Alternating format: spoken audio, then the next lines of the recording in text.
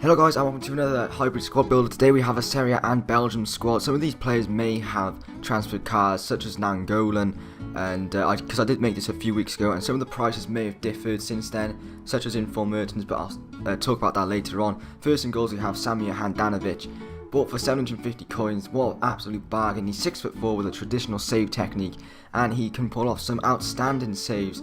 He's just a really safe keeper to have. His handling's good, reflexes are good, diving's good, and he's fairly quick off the line. And as you can see there, great double save there, and I just really enjoyed him at goalkeeper.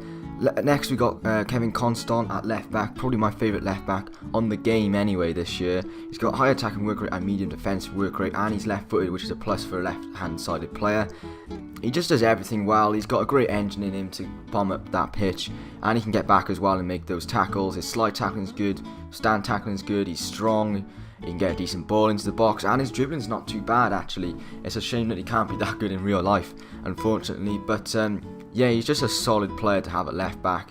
And then we've got, for chemistry reasons, we've got Mertens, although he did turn out to be a pretty good defender, another discard price player in the squad.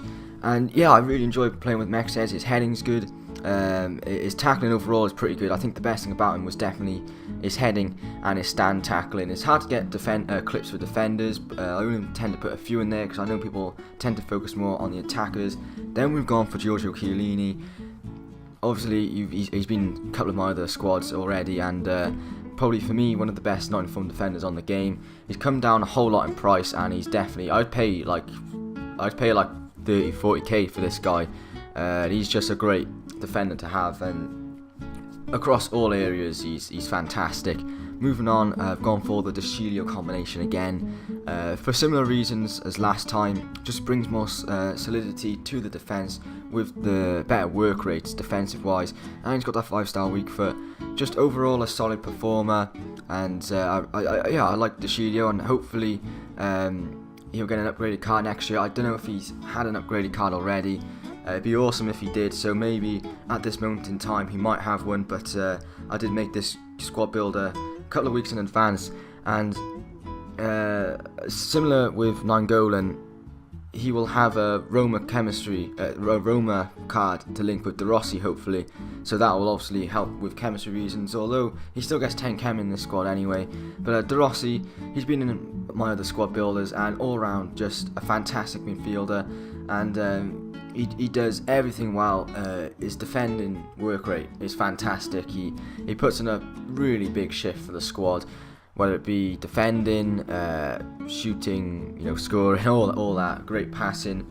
The best thing when he does it, like intercept the ball, he has the vision and the ability to play a safe pass to a member of your team, which is great for attack, especially in counter attack, because you can suddenly get a player like Rossi, intercept the ball from the opponent, and then you'll just turn it into a counter attack. Then we got Nangolan, probably the best player in the team for me. He's discard price. He's amazing, guys. He's fast. His dribbling is really smooth to dribble with. I thought he's great. He's got great balance and agility, and I just thought it was wonderful to dribble with. And he gets back and defends just like Rossi. And he's got a rocket of a shot on him. He's got a couple of nice goals for me, and his passing's great as well. And he's just there. He's like Vidal. He's just there. I really liked him. He's definitely one of my favourite players in the Serie A on the game so far. He is great dribbling and ball control, and then smashes it into the top corner.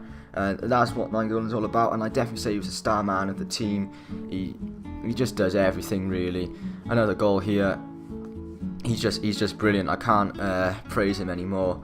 And to be honest, those two centre defensive mids, they work really, really well together, and obviously they're going to be Roma teammates, so they'll be amazing next year, hopefully, on FIFA 15. Then we got De Bruyne, and a lot of people have been raving about him with his 5-star weak foot and 4-star skill moves. I thought he was a great player. He had 2 goals and 5 assists in 7 games, which means he did something in every game basically. And he was good. He's fairly fast. He's got a good shot on him, obviously, with that left foot and the right foot. His dribbling was great, and he's got 4-star skill moves that I used him that much really.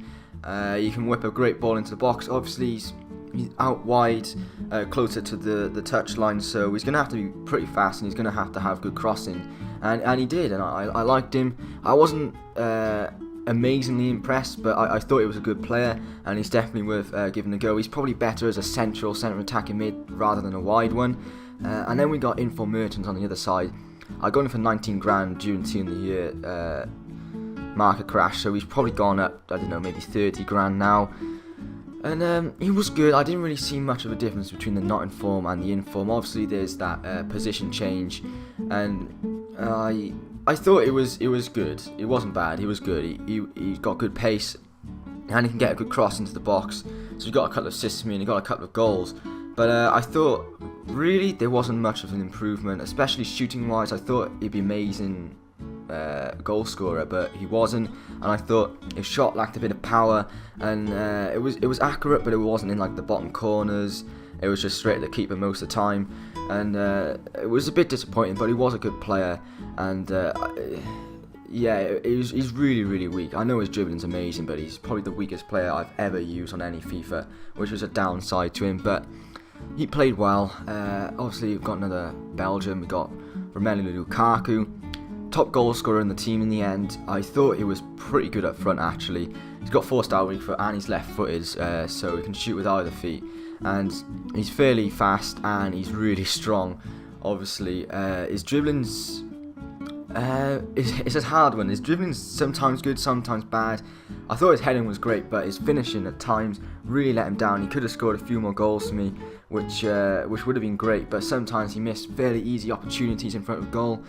But overall, it wasn't too bad. Sometimes he's hard to manoeuvre, but his ball control's decent. So you see in one clip where he somehow makes it way through 2 or 3 defenders and scores, and it was a bit odd because sometimes the dribbling was good, sometimes it was bad. This is the clip, I think. I don't know how he gets through the defence here, but he somehow does it. And he formed a great partnership with Benteke up front, his striking partner, who had a similar goal record. I definitely preferred Benteke compared to Lukaku. He sort of comes in midfield a bit more, he comes for the ball a bit, but he's so strong. He's very strong, and he's fast, and he's a lot better to actually run with and dribble with. His heading is awesome. His shot, I personally feel, is a bit better than Lukaku's, and I thought everything about him was better than Lukaku, although Lukaku did manage to score one more goal than him.